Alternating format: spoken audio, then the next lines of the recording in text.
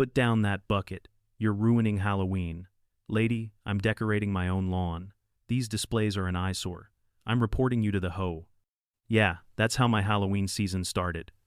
With Karen, our neighborhood's self-appointed queen of moral purity, charging across my lawn, wielding a carton of eggs like she's auditioning for a food fight horror film. Smash that like button if you've ever met a neighbor who thinks community spirit is a crime, and subscribe for more stories where karma arrives in Technicolor. Because this Karen didn't just throw eggs, she declared war on Halloween itself, and by the time I was done, her perfect little yard would become the wildest block party this town had ever seen, starring 10,000 ducks. The first sign that Halloween had officially begun wasn't the smell of pumpkin spice or the flicker of orange lights strung across porches. It was the sound of a shriek, so sharp it could crack glass. I looked up from my driveway just in time to see Karen, my next-door neighbor and self-appointed guardian of neighborhood morality, standing at the edge of her yard, holding a carton of eggs like she was about to duel with breakfast ammunition. Her bathrobe flapped in the evening breeze, and her hair, perfectly curled as always, seemed to quiver with outrage. I had just finished arranging the last of my decorations: glowing pumpkins, a fog machine puffing gently near the walkway, and a life-size skeleton couple dancing under a string of fairy lights. To me, it was cheerful and funny. To Karen, apparently, it was an attack on civilization. "You're defiling the neighborhood!" she shouted, her voice echoing down the cul-de-sac.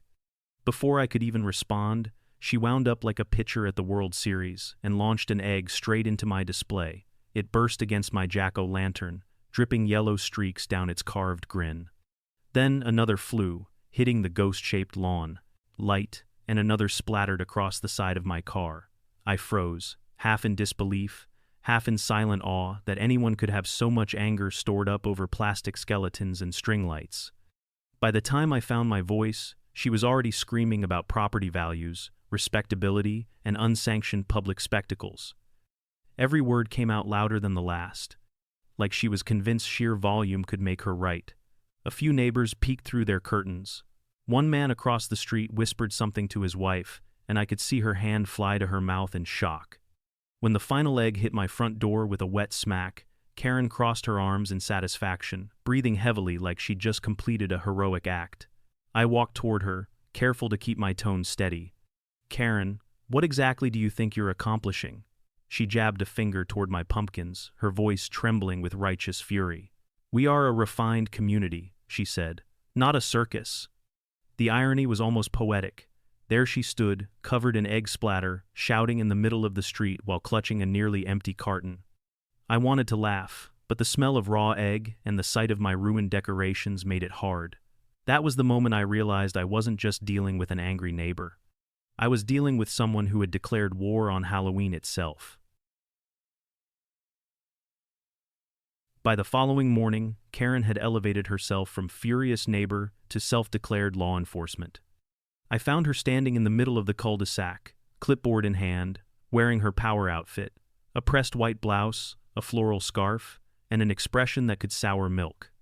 She was moving from house to house, inspecting lawns like a government inspector on a mission. Every few minutes she stopped to scribble something onto her papers, occasionally snapping pictures with her phone for what she called evidence of aesthetic violations. I watched from my porch, coffee in hand, trying to decide whether to laugh or hide. When she finally reached my property, she adjusted her sunglasses and gave me a smile that looked more like a warning. "You'll be receiving a notice shortly," she said. "The HOA doesn't allow unapproved holiday displays without prior written consent," I reminded her, as politely as I could. That our neighborhood's homeowners association hadn't actually held a meeting in over 2 years, and that there was no record of her ever being elected to any position. That didn't slow her down for a second. She raised her clipboard like a badge and announced, "As acting standards enforcement officer, I don't need a meeting to protect the community." It was impressive, really, the way she spoke with such confidence about powers she clearly invented.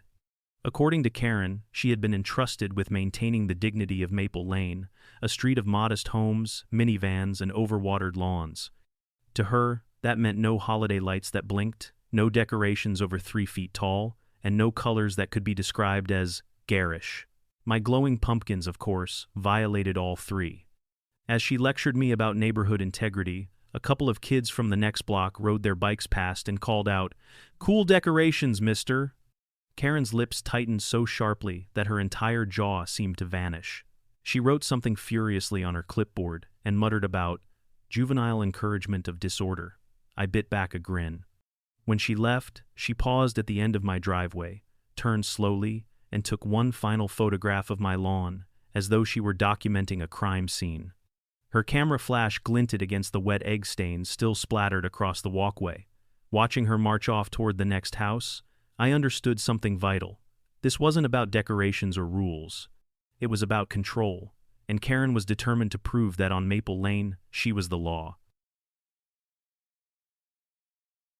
When the sun rose the next morning, the scene on my front lawn looked like the aftermath of a food fight hosted by a very angry chicken. The pumpkins I had spent hours carving were now hollowed ruins, their faces sagging under dried yolk and cracked shells. The air smelled faintly sour, and the grass shimmered with a sticky sheen that caught the light in the most depressing way imaginable. My once cheerful Halloween display had been transformed into something between a compost pile and an abstract art exhibit. The plastic skeleton couple I had placed near the walkway now leaned at odd angles, their painted smiles frozen in mockery. I crouched beside one of the fallen pumpkins, running a hand along its slimy surface. It wasn't just the destruction that bothered me, it was the disrespect. These decorations weren't extravagant or offensive. They were lighthearted, funny, and meant to bring a bit of spirit to the neighborhood. But to Karen, they represented chaos, an invasion of what she called a community of class. The phrase echoed in my mind as I scraped egg residue from the walkway and wondered how anyone could look at a few harmless decorations and see a personal attack. As I worked, the sound of whispering floated from across the street. Curtains shifted. I could see shadows moving behind them, shapes leaning closer to the glass. The entire block had become my silent audience. Most of them weren't siding with Karen exactly, but they weren't ready to oppose her either. She had a reputation for making people's lives difficult. The safest choice was to stay out of her way. Then I remembered the best thing about modern living. My front door camera had recorded everything. I pulled out my phone, opened the app, and there it was. Perfect, high-definition evidence of Karen's late-night rampage. She appeared in her floral robe, hurling eggs with surprising precision while ranting about unapproved seasonal pollution. The sight of her triumphant smile as she hit the final pumpkin made my jaw clench. I knew I could have gone straight to the police, but something in me hesitated. This was more than vandalism. It was a declaration of war. Karen wanted to humiliate me, to make me pack up my decorations and admit defeat. Watching that footage, I made a quiet promise to myself. If she wanted a fight over Halloween, I was going to give her one she would never forget. By sunrise, the entire street had become a gossip circuit. Every front porch had its own little audience, sipping coffee and whispering behind mugs. From the corner of my eye, I could see blinds twitching and shadows moving from window to window. It was as if the entire neighborhood had gathered to witness my public humiliation. I could almost hear the narration they were inventing about the Halloween troublemaker who dared challenge the self-appointed queen of Maple Lane. Still, I kept cleaning, determined to act like nothing had happened. That resolve lasted until I heard the creak of Agnes Miller's gate. She was the elderly woman who lived 2 houses down and had a reputation for baking cookies that could end family arguments. She walked up my driveway, holding a small box of donuts and a thermos of coffee. "You need this," she said simply. Her voice carried the calm of someone who had seen decades of nonsense and survived it all. She looked around at the carnage on my lawn and sighed. "I saw everything last night. She's out of control."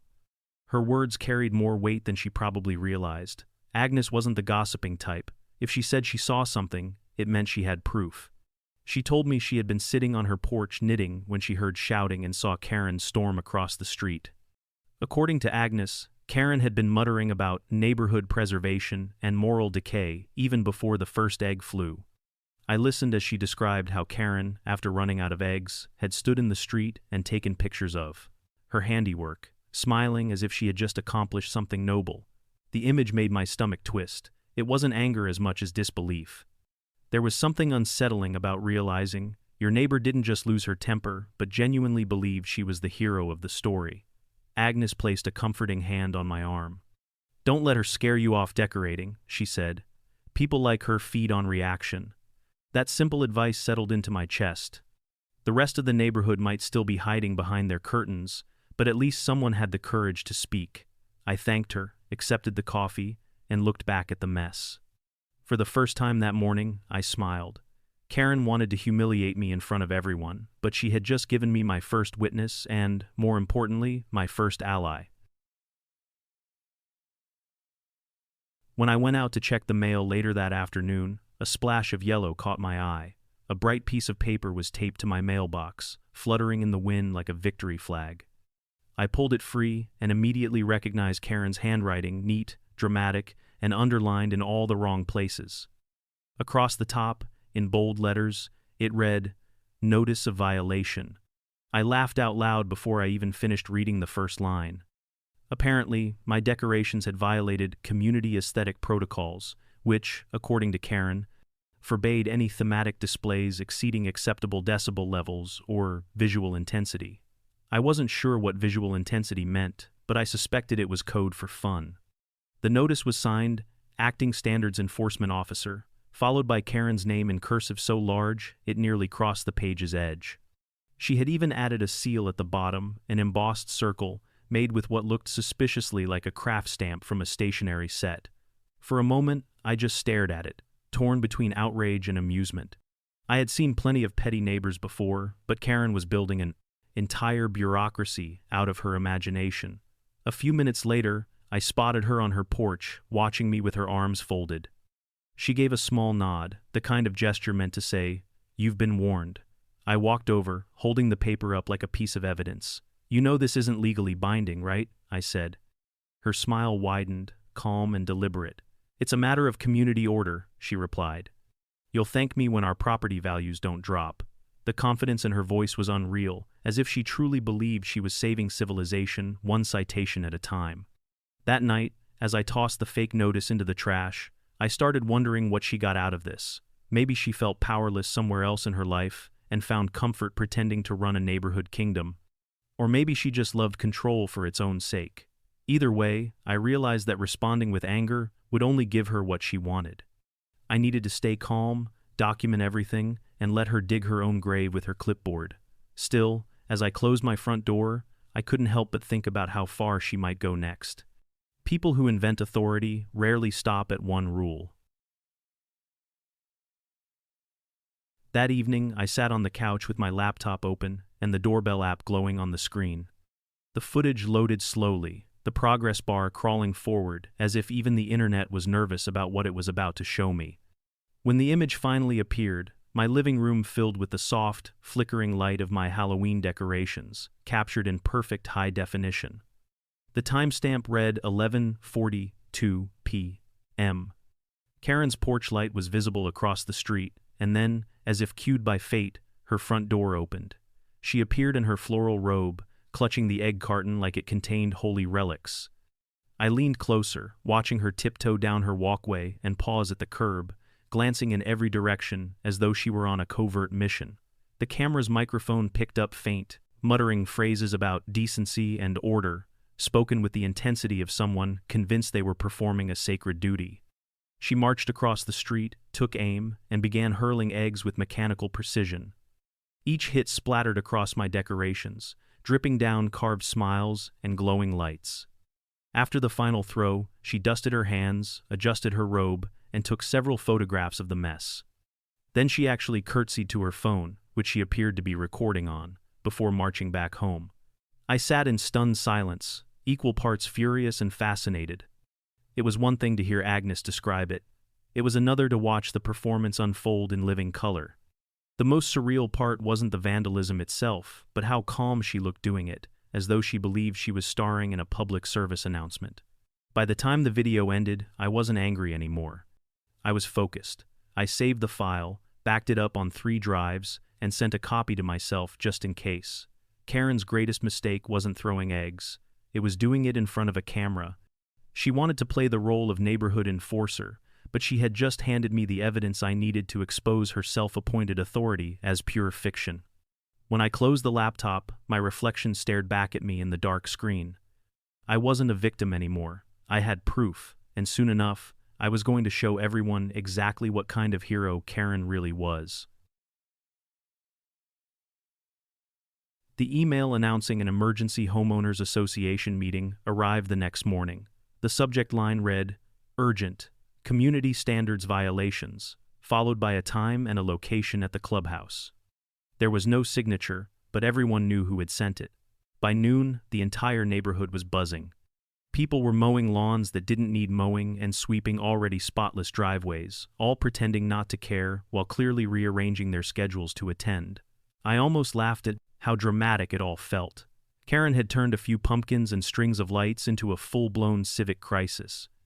When I walked into the clubhouse that evening, the lights were dim, and a projector hummed in the background. Karen stood at the front like a politician at a press conference, wearing a tailored blazer and pearls so bright they could have doubled as stage lighting. Behind her, a slideshow played on a large screen. The first image was my front yard. The second was a zoomed-in shot of my decorations, followed by a photo of the egg-splattered mess she had created herself. "This," she declared, "is what happens when community guidelines are ignored." Her presentation was a masterpiece of selective truth. She spoke about preserving property values, the dangers of visual pollution, and the importance of maintaining family-friendly aesthetics. The audience nodded politely, some out of fear, others because they just wanted to get home before dinner got cold. Karen clicked to the next slide, a blurry image of me bending over the wreckage of my pumpkins. "Some homeowners," she said, "are resistant to correction." That was my cue. I stood up slowly and asked if I could address the group. She hesitated, then gestured toward the microphone like she was granting permission to a troublesome student. "By all means," she said. I connected my phone to the projector and opened the doorbell footage. The room went silent as Karen's face appeared on the screen, caught mid-throw with an egg frozen in mid-air. For several long seconds, no one spoke. Then someone in the back coughed, and a few others tried to hide their laughter. Karen's expression flickered between horror and disbelief. "This is fake," she stammered, but it was too late. The video kept playing, showing her triumphant curtsy at the end. In that moment, the illusion of her authority cracked, and I knew the neighborhood would never see her the same way again. The silence that followed the end of the video felt like a held breath. Karen stood frozen at the front of the room, one hand still clutching her clipboard as if it could protect her from the image of herself projected on the wall. The footage looped on mute, replaying her curtsy again and again until someone near the projector fumbled for the pause button. The clicking sound of the remote echoed through the room like a gavel. Nobody wanted to speak first. Even the air conditioner seemed to hesitate. Finally, the HOA president, an older man named Greg who always looked exhausted, cleared his throat. "Karen," he said carefully, "would you like to explain what we just watched?" She straightened, trying to summon the same confidence that had carried her through her slideshow, but her voice trembled as she answered. "This is misinformation," she insisted. "A digitally altered recording meant to discredit my position."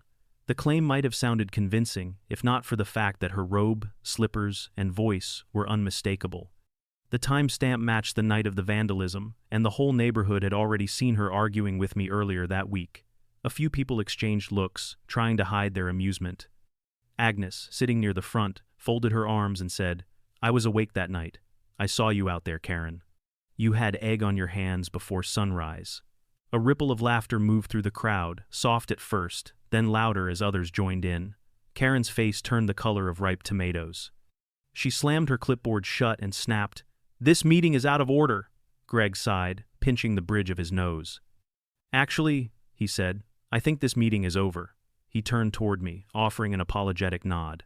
"We'll review this matter privately, but I can assure you, no violations have been filed against your property." Karen opened her mouth to protest, but the sound of chairs scraping drowned her out. People were already gathering their things, whispering as they left. I stayed seated for a moment, watching her watch me. Her glare wasn't the fiery rage from before. It was something colder, quieter, almost calculating. I could tell she wasn't done. As the room emptied and the projector flickered off, she walked past me without a word, her perfume lingering like a warning. It was the kind of silence that promised the story wasn't over. The next morning felt strangely calm. The neighborhood was quiet, almost suspiciously so, as if everyone was waiting to see what would happen next. The meeting had been the talk of the street, and the video had already circulated through every group chat and social media page our community had. By breakfast, my phone was buzzing with messages from neighbors I barely knew. Some sent laughing emojis, others wrote short notes of support, and one person simply said, "About time someone stood up to her." It was a small victory, but it felt enormous. When I stepped outside, the air was cool and clean. The smell of eggs still lingered faintly near the walkway, though most of the mess was gone. Across the street, Karen's curtains were drawn tight. Normally, she'd be out by now, inspecting lawns or sweeping her already spotless driveway. Today, not even her shadow appeared in the window. I half expected her to pop out with her clipboard, ready to accuse me of something new, but her porch stayed empty. For the first time since moving into this neighborhood, I felt the tension lift. Kids rode their bikes past my house without their parents calling them back. A few neighbors waved instead of pretending not to see me. Even Agnes stopped by with a plate of pumpkin bread and a grin that said she was enjoying every second of Karen's silence. It was the kind of morning that almost made me believe things were back to normal. That illusion lasted until late afternoon. A small white envelope appeared on my porch, tucked neatly under the welcome mat. I opened it, expecting another fake violation notice, but instead, it contained a handwritten note. "Enjoy your little victory," it read. "You won't always have the crowd on your side." There was no signature, but the handwriting was unmistakable. I laughed softly, shaking my head. Even in defeat, Karen couldn't resist trying to get the last word. Still, there was something different about this message. It wasn't loud or dramatic. It was quiet and deliberate, a reminder that her pride wasn't easily destroyed. I folded the note and placed it in a drawer with the printed copy of the video. She might have retreated, but I knew better than to believe it was over. Karen wasn't the type to surrender, she was the type to reload. 2 nights later, inspiration found me in the least expected way. I was scrolling through my phone, half watching a live stream of a charity event that featured thousands of rubber ducks racing down a river. The screen glowed with bright yellow chaos as people cheered and laughed, and for the first time in weeks, I felt something other than frustration. The sight was ridiculous and strangely uplifting. That was when the idea began to take shape. I leaned back on the couch, smiling to myself. If Karen wanted to police joy, then I would drown her in it figuratively, of course. I began sketching plans on a notepad. The neighborhood still needed to see that Halloween wasn't something to fear or control. It was supposed to bring people together. I imagined a block party filled with music, food, and laughter, something that would make even the grumpiest resident forget about visual intensity and aesthetic violations. But it needed a theme, something unforgettable. My eyes drifted back to the video still playing on my phone, to the sea of yellow rubber ducks floating downstream under flashing green lights. The more I watched, the more perfect it seemed. It wasn't just funny, it was poetic. The woman, who had thrown eggs at my decorations, would wake up to find her manicured yard transformed into a glowing carnival of absurdity. I could already picture it, neon lights reflecting off thousands of little rubber ducks, the street alive with laughter instead of whispers. The contrast alone made me laugh out loud. I spent the next morning making calls. The rental company didn't even blink when I asked how long it would take to order 10,000 rubber ducks. Apparently, they'd supplied stranger requests for parades and fundraisers. A few friends from work offered to help set up, and Agnes volunteered her yard for the DJ booth. Word spread quickly, and by evening, the neighborhood group chat was full of curiosity and speculation. No one said Karen's name, but everyone knew who the unspoken audience of this event would be. For the first time since her attack on my decorations, I felt completely calm. This wasn't about revenge anymore. It was about reclaiming the joy she had tried to erase. Halloween was coming back, and it was bringing 10,000 ducks with it. The following week turned into a flurry of planning. Every evening, neighbors stopped by to offer supplies, tools, and ideas. People I barely knew before this mess suddenly became co-conspirators in what everyone had started calling the quack attack. It felt like the whole block had been waiting for an excuse to rebel against years of Karen's self-imposed rule. Even the quietest residents joined in, dropping off string lights, lawn speakers, and homemade decorations. For the first time since moving to Maple Lane, there was laughter echoing between the houses instead of the usual cautious silence. Agnes took charge of refreshments with military precision. She organized a sign-up sheet and had a different family assigned to each type of treat. Someone donated a cotton candy machine. Another neighbor promised a popcorn cart. The Jenkins twins, who had been scolded by Karen for riding their scooters on the sidewalk, offered to help inflate decorations. They treated the task like a sacred mission. My garage transformed into command central. The rubber ducks arrived in massive cardboard boxes that filled every inch of space, stacked so high I could barely close the door. When I opened one, the smell of new plastic and the sight of thousands of identical yellow faces made me laugh out loud. It was ridiculous and wonderful all at once. I decided to paint a few with spooky designs, tiny vampires, witches, and skeletons to match the Halloween spirit. Soon, half the neighborhood joined in, painting and laughing late into the night, while music played from a speaker balanced on a paint can. Even people who had once sided with Karen began to drift toward our camp. A few admitted they were tired of pretending to agree with her endless rules. They said the neighborhood had felt dull and cold for years, and maybe this was what it needed, a celebration that reminded everyone why they wanted to live here in the first place. By the end of the week, we had a permit for the street closure, a playlist ready for the DJ booth, and enough decorations to turn Maple Lane into a festival ground. The sense of anticipation was electric. No one said it out loud, but everyone was thinking the same thing. This wasn't just a block party, it was a declaration of freedom, and the whole street was ready to make some noise. The delivery trucks arrived just after sunrise. Their engines rumbled through the quiet neighborhood, and the sound drew curious faces to windows and porches. I stood at the end of my driveway with a cup of coffee as 3 enormous trucks parked along the curb, each one wrapped in bright blue lettering that read, "Party Supply Warehouse." The drivers hopped out and began opening the rear doors. The first wave of boxes appeared, labeled in bold print, "Rubber Duck Extravaganza, 10,000 count." Karen's door opened almost immediately. She stepped outside in her pink bathrobe and matching slippers, clutching a steaming mug like it was a prop in a soap opera. Her eyes widened as she saw the workers carrying box after box onto the street. The sight of so many identical yellow rubber ducks must have looked like a nightmare come to life. She shouted something from her porch, but the rumble of the truck drowned her out. I smiled politely and waved. That only made her angrier. By the time the second truck emptied, the entire cul-de-sac looked like a toy store had exploded. Neighbors began gathering, some laughing, some filming on their phones. Kids danced around the growing pile of boxes, begging to open one. Agnes arrived with her clipboard, wearing her wide-brimmed hat and a grin that meant business. "We're right on schedule," she said, directing volunteers to carry supplies to their assigned yards. Karen marched across the street, her robe swishing like a cape. "What is all this?" she demanded. "You can't block the road with commercial deliveries." Her voice cracked slightly as she pointed to the boxes. "You're creating a hazard." I kept my tone calm. "It's for the neighborhood event. We got the permit last week." I handed her a copy of the approval form, which she snatched from my hand. Her lips moved as she read, and her face turned pale. "A block party?" she whispered, horrified. The workers continued unloading as she stood frozen in disbelief. The third truck opened, revealing more decorations, fog machines, lights, and a portable fountain for the centerpiece. The excitement spread like wildfire. The Jenkins twins tore open one of the duck boxes, releasing a cascade of yellow plastic across the asphalt. Laughter filled the air. Karen retreated slowly to her porch, speechless, surrounded by the sound of 10,000 little ducks waiting for their grand debut. By that evening, the street had been transformed.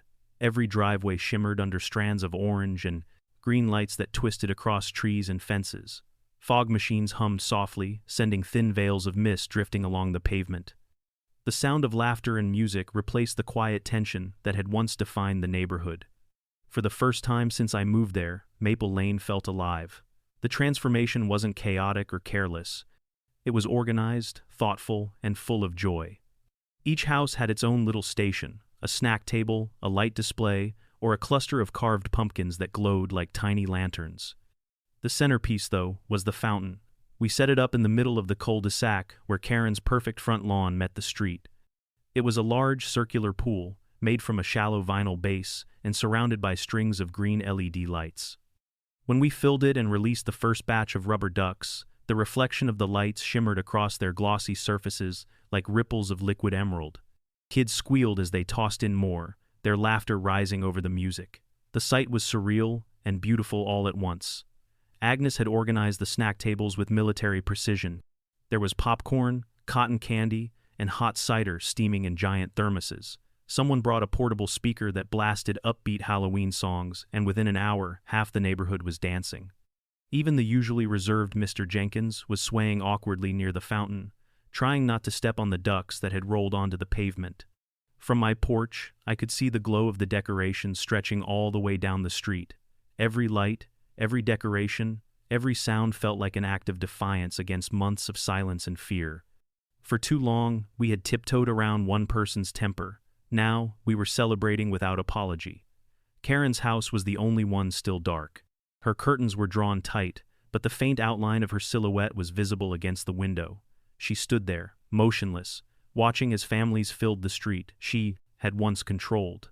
I imagined the sound of rubber ducks squeaking with every step must have driven her mad. Yet the more I looked around, the more it became clear that her disapproval no longer mattered. Maple Lane had already chosen laughter over fear. Karen's retaliation came sooner than anyone expected. Around mid-morning the next day, a white sedan rolled up to my house and stopped in the middle of the street. Out stepped two uniformed officers, looking confused before they even reached my driveway.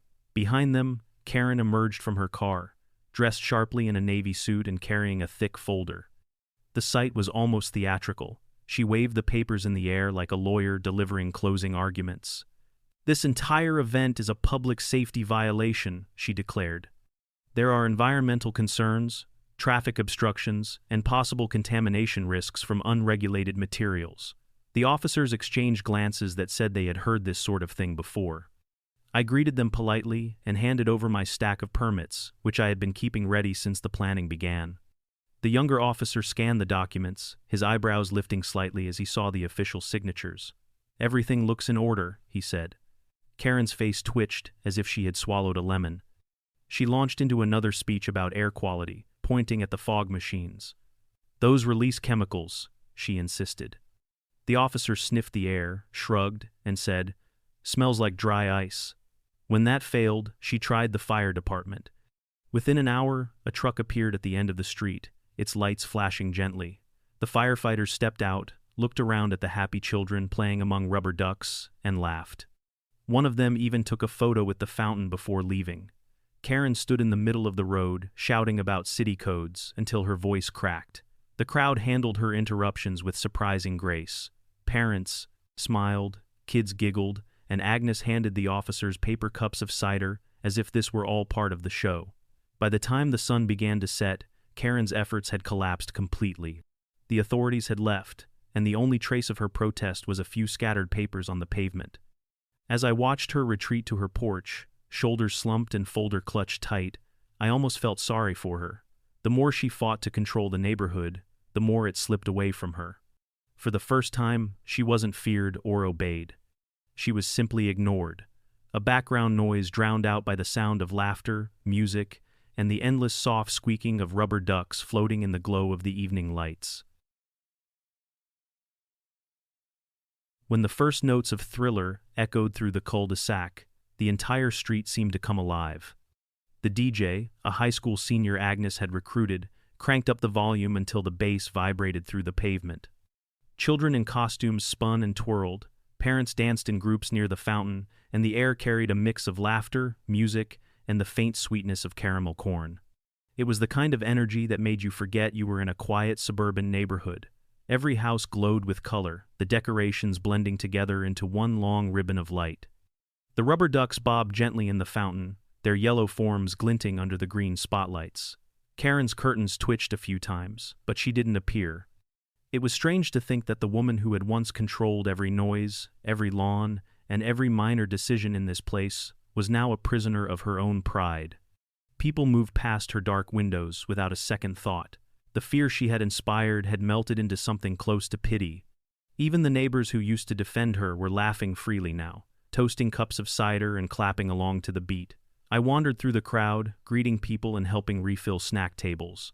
Every few minutes, someone would pat me on the back or thank me for organizing the event. It felt odd to be called the host of something that had grown so far beyond me. The party had become a celebration of freedom, a reminder that community didn't have to mean control. It could mean warmth, laughter, and shared chaos. As the evening deepened, the fog machines filled the air with a soft haze that caught the light in shimmering streaks. The ducks glowed like tiny lanterns drifting on a green river. Someone started a conga line that wound around the fountain, and even the usually grumpy Mr. Jenkins joined in, his tie swinging over his shoulder as he laughed harder than anyone else. Standing there, watching everyone dance under the lights, I realized that the neighborhood had changed permanently. The quiet, cautious Maple Lane was gone. In its place was a community that had rediscovered its voice. For the first time in months, maybe years, we weren't looking over our shoulders. We were too busy celebrating to care who might be watching. As night settled fully over Maple Lane, the fountain at the center of the street glowed like a beacon. The green lights reflected across the shallow water, and the 10,000 rubber ducks shimmered in the soft fog. Their yellow faces bobbed up and down in slow rhythm with the music, creating an almost hypnotic pattern. The children began calling it the Duckpocalypse, and within minutes, that name stuck. Parents took photos, while teens filmed videos for social media. Every flash of a camera captured the surreal beauty of it all. The bright ducks, the glowing mist, and the laughter of an entire neighborhood finally free from silence. Someone suggested a dance contest, and before long, the fountain became a stage. People gathered in a circle, cheering as one neighbor after another tried their best zombie moves. Even Agnes joined in, raising her cane in victory after a few impressive spins. The crowd erupted in applause. It was chaotic and wonderful. Exactly the kind of memory that no one on this street would ever forget. From where I stood near my driveway, I could see Karen's porch lights flicker on. Her front door opened just a crack, revealing her silhouette. For a moment, she just watched. The music drifted toward her, mixed with the squeals of kids chasing runaway ducks down the gutter. She looked out of place, like a character who had wandered into the wrong story. I half expected her to start yelling, but instead, she simply stood there, frozen. When one of the ducks bounced onto her perfect lawn, she stared at it for a long time. Then, to everyone's surprise, she stepped outside and picked it up. A few people noticed and fell silent, waiting for her to throw it away or deliver another speech. But she didn't. She turned the duck over in her hand, her face unreadable, and then quietly placed it on her porch railing before retreating inside.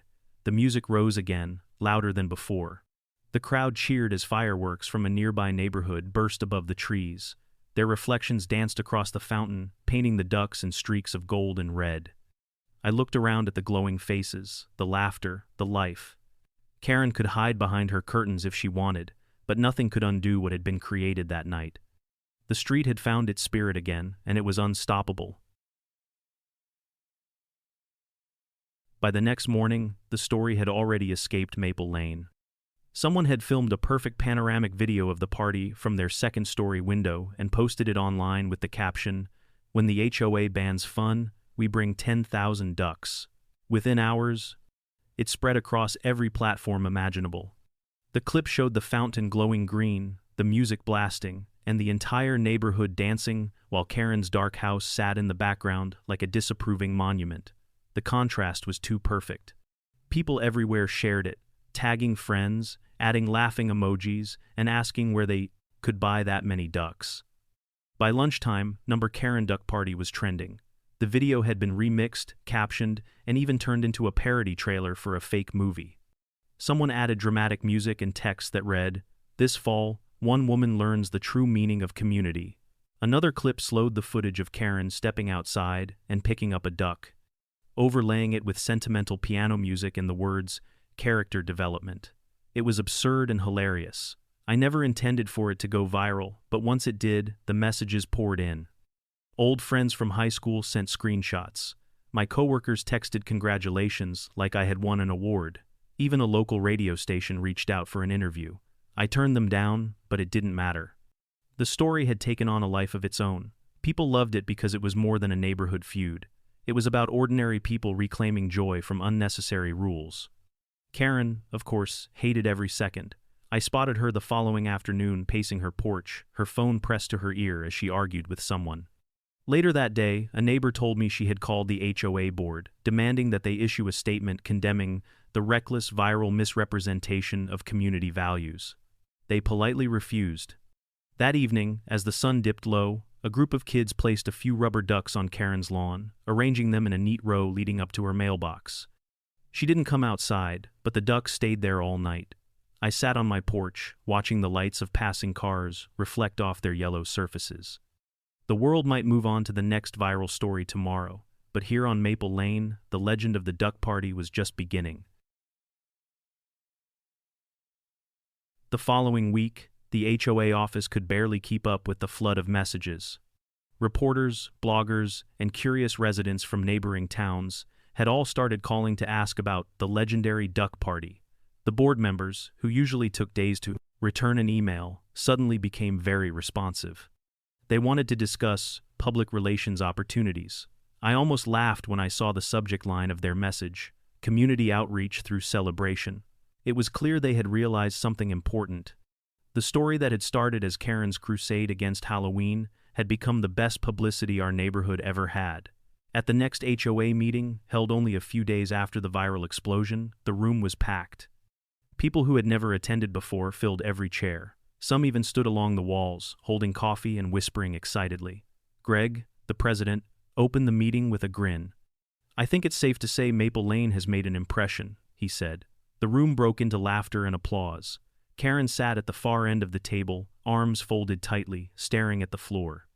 Greg continued, reading from a printed statement. "In recognition of the positive attention and sense of unity that recent events have brought to our community, the board has decided to officially designate an annual fall celebration." The announcement was met with cheers. The words, "annual fall celebration," might have sounded plain, but everyone knew what it meant. The duck party was here to stay. Karen tried to object. She began listing safety concerns and traffic issues, but no one seemed interested. The board had already voted. She had spent years enforcing imaginary rules, and now the only rule that mattered was that joy was officially allowed. The irony wasn't lost on anyone. After the meeting ended, people gathered outside under the streetlights. Agnes handed out cookies she had baked in the shape of little ducks. Someone suggested starting a neighborhood page just for event planning. The atmosphere buzzed with excitement.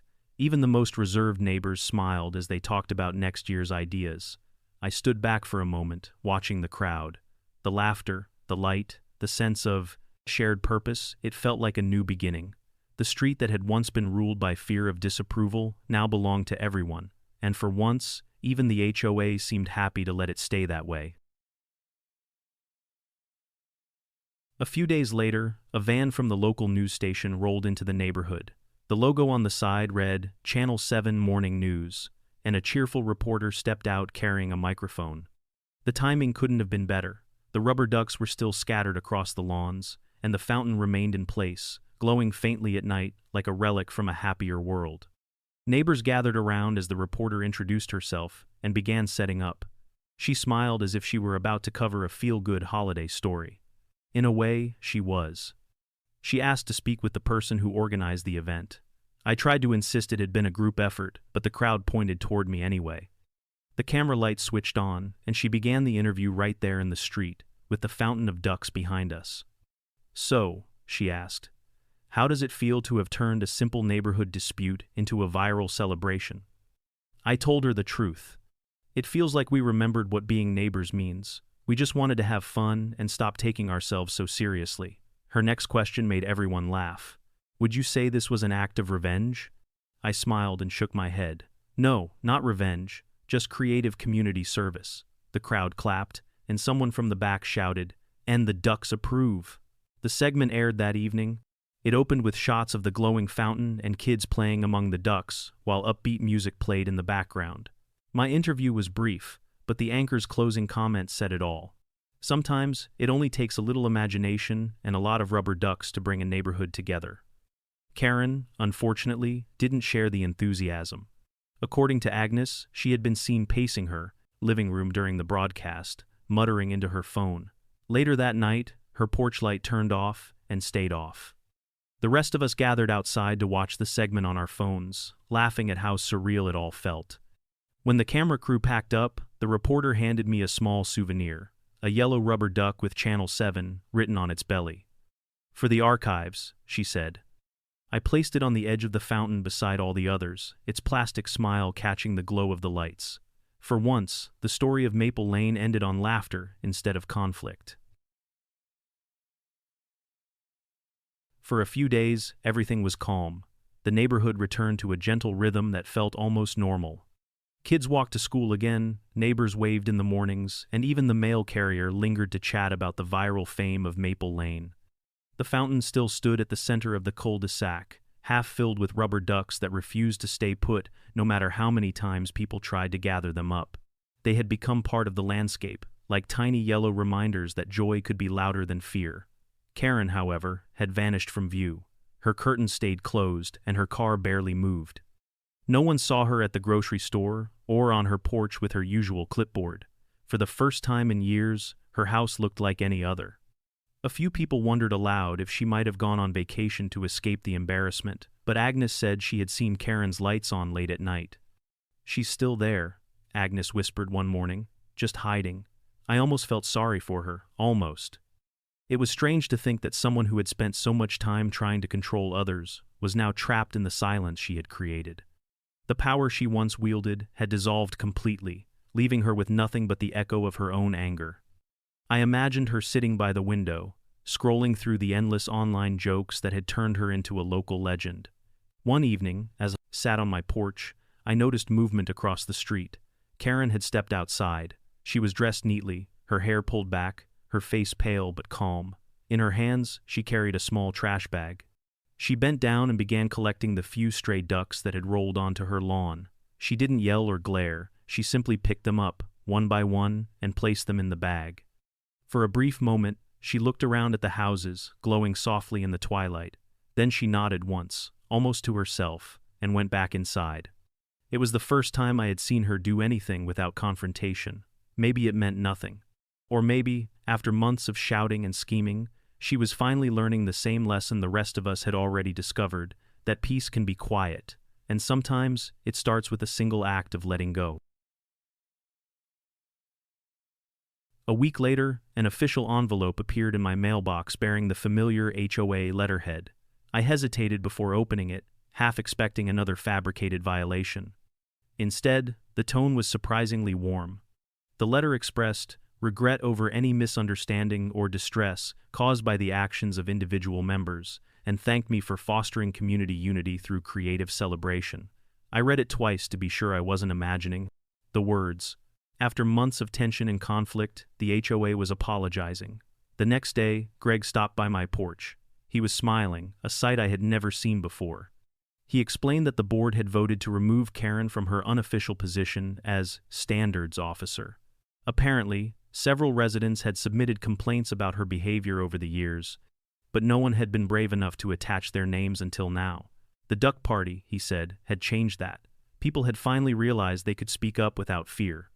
"She'll keep her membership like everyone else," Greg told me, "but she won't be representing the board again." There was relief in his voice, the kind that comes after carrying a weight for too long. I thanked him, though it felt strange to see the same man who once ignored her excesses now standing on my porch offering gratitude.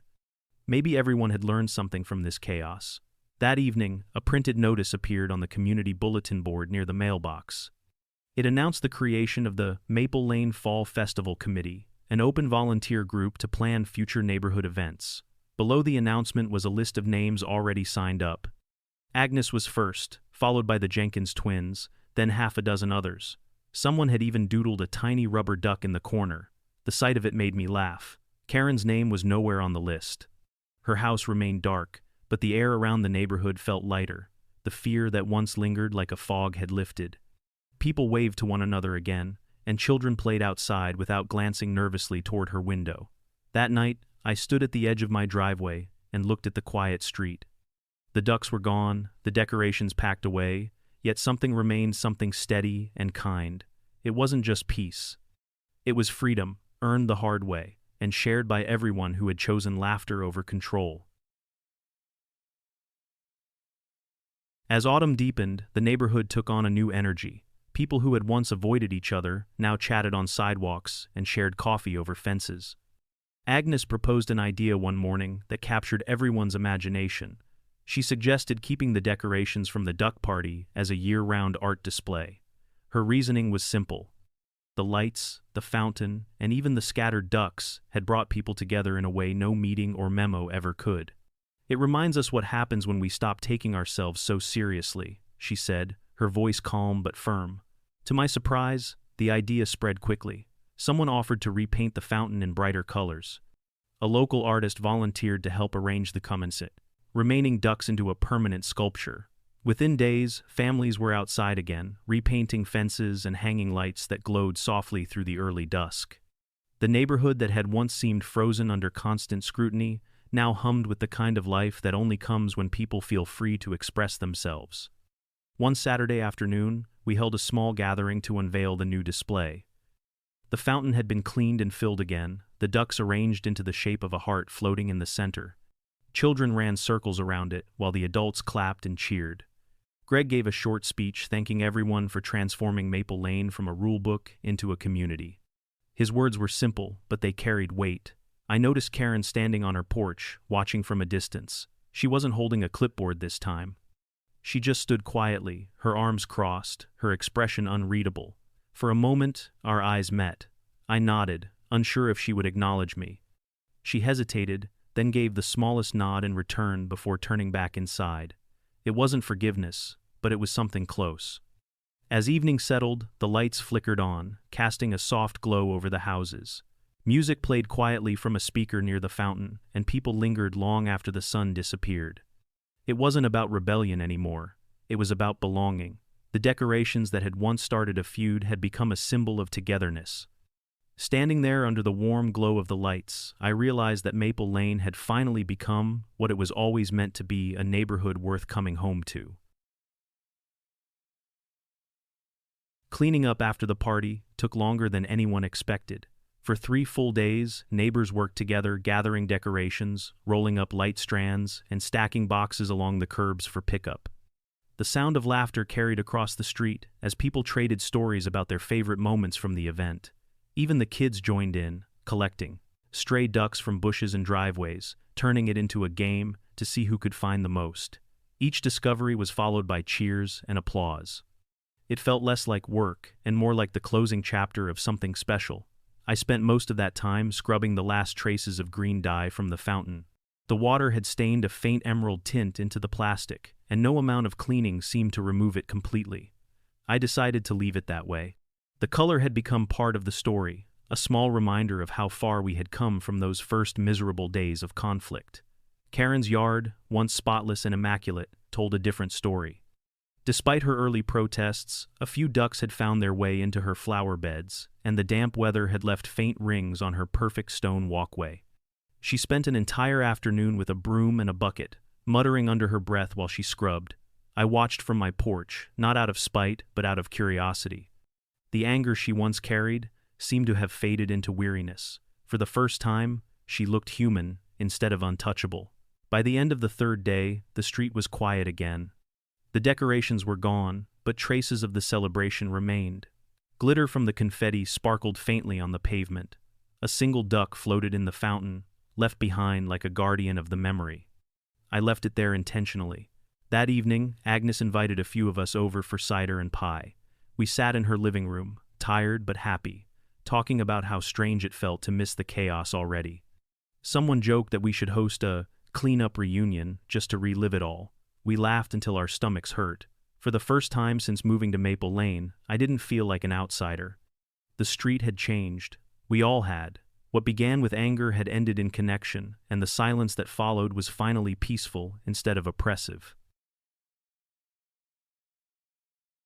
About a month after the party, an envelope arrived in the mail with no return address. The handwriting was neat and unfamiliar. Inside was a printed letter on professional stationery from the local wildlife foundation. I read it twice, hardly believing the words. They were thanking our neighborhood for an anonymous donation that had funded the rescue of 200 ducks from a nearby wetland that had been scheduled for clearing. According to the letter, Someone had donated the proceeds from a fundraiser called the Maple Lane Quackathon. I had never heard of such a thing. When I asked Agnes about it, she smiled in that way that meant she was hiding something. Apparently, a few of the teenagers who helped with the party had filmed a short documentary about the event and uploaded it to a crowdfunding site. The video included footage of the glowing fountain, the dancing neighbors, and Karen's brief stunned appearance at her window. Viewers around the world had loved it so much that they began donating money. The kids decided to send every dollar to a charity that actually helped real ducks. By the time the campaign ended, they had raised more than $10,000. The news spread quickly. People who had never spoken before stopped by to celebrate the strange twist of fate. Even Greg showed up at my door with a grin, waving a copy of the local paper that featured the headline, "Neighborhood Party Saves Ducks." He said the city council wanted to recognize Maple Lane for community engagement and environmental contribution. It was surreal. That evening, we gathered again around the fountain. It was colder now, and most of the leaves had fallen, but the light still reflected off the water, soft and green. The ducks, arranged in their heart shape, glowed faintly under the string lights Agnes had left up. We toasted with mugs of hot cider and laughed at how far a simple Halloween feud had gone. I looked across the street and noticed Karen's curtains part slightly. Her face appeared for just a moment before the fabric closed again. For once, she didn't look angry. She looked thoughtful, maybe even curious. The irony was almost too perfect. Her war against Halloween had somehow ended with 200 real ducks finding new homes. Even karma, it seemed, had a sense of humor. By the time winter rolled in, Maple Lane felt like a different place. The lights from the duck party had come down, but the sense of togetherness stayed. People waved to one another without hesitation, stopping to chat even when the air bit at their cheeks. Snow began to fall in soft sheets, coating the lawns where pumpkins and decorations had once stood. The season had shifted, but the warmth among the neighbors made the cold easier to bear. It was just before Christmas when I saw Karen again. The HOA hosted a small holiday potluck in the clubhouse, something they had never done before. I almost didn't go, but Agnes insisted, saying it would be good to end the year on a friendly note. The smell of cinnamon, cocoa, and pine filled the room as families gathered around tables draped in red and green. Children played near a tree, decorated with small yellow duck ornaments, a nod to the event that had reshaped our street. When Karen walked in, the room went quiet for a moment. She wore a simple coat, her hair tucked neatly behind her ears. There was no clipboard, no folder, no hint of authority, just a woman carrying a tray of warm cider. She smiled hesitantly, unsure of her welcome. To everyone's surprise, Greg greeted her first, thanking her for coming. A few others followed, and within minutes, she was chatting quietly with a group near the dessert table. The tension that once followed her everywhere seemed to have dissolved into something gentler. Later in the evening, she approached me. For a second, I thought she might apologize, but she simply handed me a small envelope. Inside was a Christmas card with a printed photo of a duck wearing a Santa hat. The message inside read, "Wishing you peace and quiet this season." It wasn't quite an apology, but it was close enough. I smiled and thanked her. She nodded once before moving on to refill someone's cup. As the night went on, laughter filled the room again. The music was soft, the lights warm, and for the first time since I moved to Maple Lane, I felt certain that the peace would last. The feud was over. The chaos had turned into community, and somehow, against all odds, Karen had finally learned to join the celebration instead of trying to stop it. And that, my friends, is how one carton of eggs turned into 10,000 ducks and a lifetime ban on Karen's authority. Moral of the story? Don't pick fights with people who own a fog machine and a sense of humor. If you've ever survived a neighborhood Karen, drop your story in the comments. It's cheaper than therapy. Smash that subscribe button for more tales where revenge comes wrapped in absurdity. And remember, karma might take its time, but sometimes it quacks back louder than ever.